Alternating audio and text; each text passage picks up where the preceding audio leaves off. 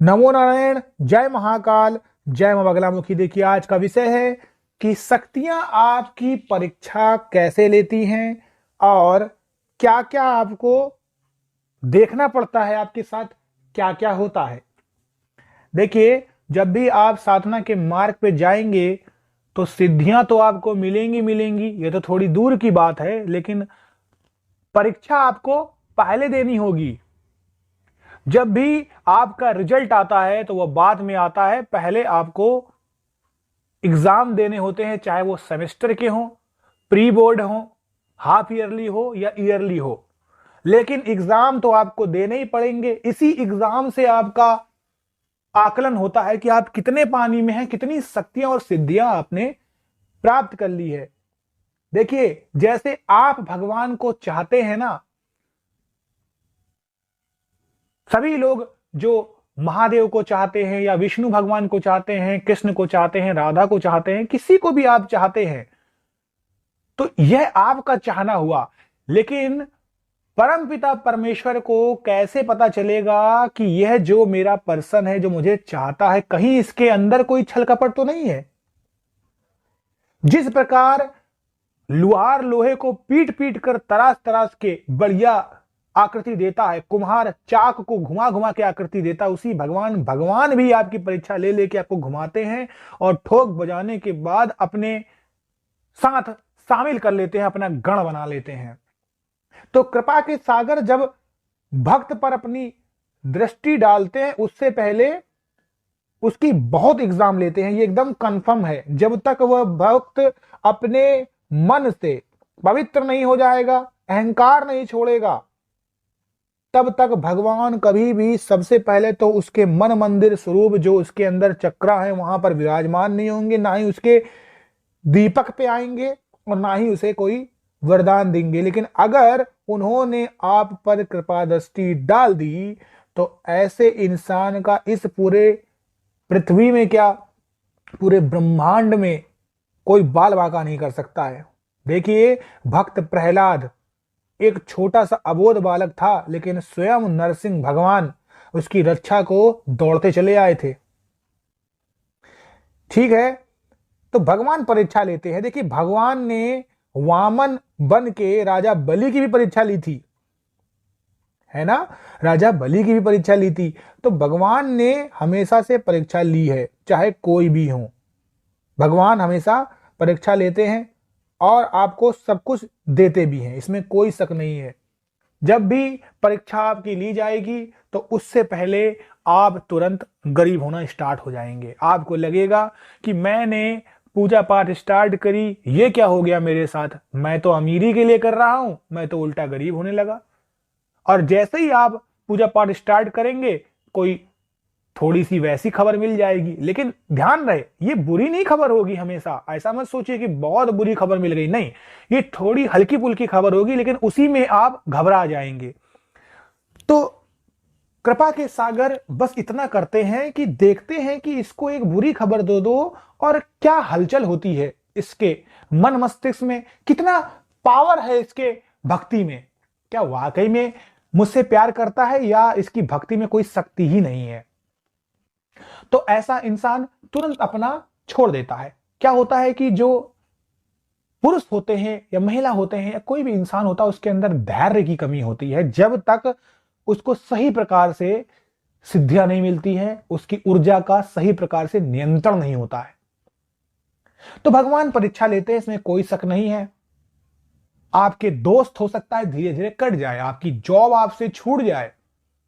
परीक्षा ऐसे भी होगी कि पूजा पाठ की जो समय होता है उसी समय में ही ऐसा कोई काम आएगा कि आप एक्सक्यूज देने लग जाओगे।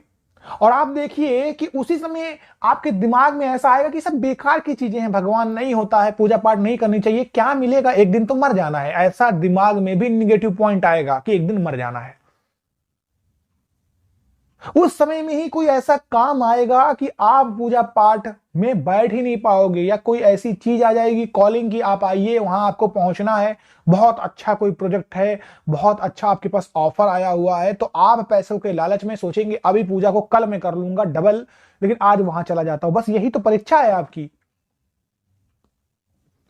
तो यह परीक्षा बहुत प्रकार से आपकी ली जाएगी, आपको ठोका जाएगा, आपको बजाया जाएगा, आपको ठोका जाएगा, आपको बजाया जाएगा। और एक और चीज इसमें सबसे इंपॉर्टेंट होगी, जब धीरे धीरे आप गुरु को धारण करते हैं, आगे बढ़ते हैं, इस मार्ग पे आगे बढ़ते हैं। इसीलिए मैं कहता हूं गुरु धारण करना चाहिए, क्योंकि आप शक्ति और छलावा में अंतर नहीं पता कर पाएंगे।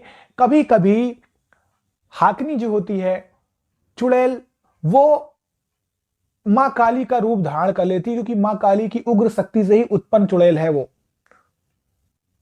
तो वैसा रूप धारण कर लेती है और आपको बोलेगी मेरी बच्ची, मेरे बेटे उठो, मैं मां काली हूं, क्या चाहिए तुम्हें।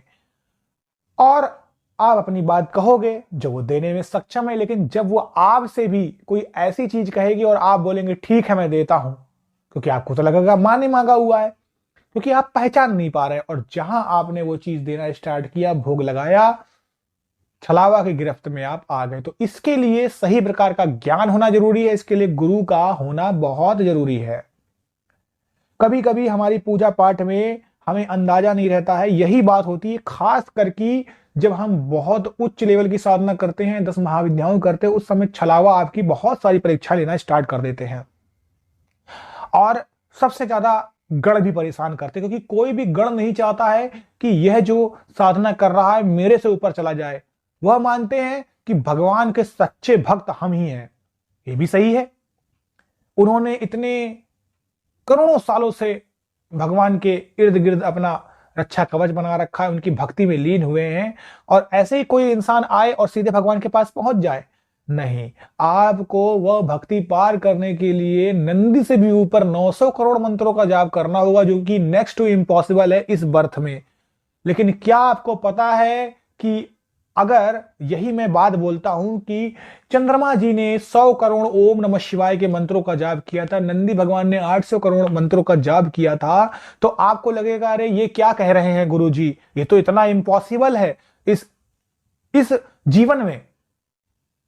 तो आपको क्या लगता है कि यहां पे मैं पागल हूं क्या? मुझे नहीं पता है कि ये इस जीवन काल में इम्पॉसिबल है। लेकिन आपको एक बात समझना चाहिए कि जब आप मंत्र पढ़ते हैं, मंत्र सच्ची साधना करते हैं, तो रात में सोते समय भी आपके मंत्र कानों में चलता है। जब आप डेथ पा जाते हैं, मृत्यु रूपी, तो आप जाके उस लोक में भी वो मंत्र पढ़ते हैं, आगे जाके आप जाते हैं। मतलब जब आपने ये जो राह चुन ली ना, ये कभी खत्म नहीं होती, आपके मंत्र आपके साथ चलते हैं। तो 900 करोड़ क्या, आप कितने लाखों करोड़ों मंत्रों का जाप कर डालेंगे।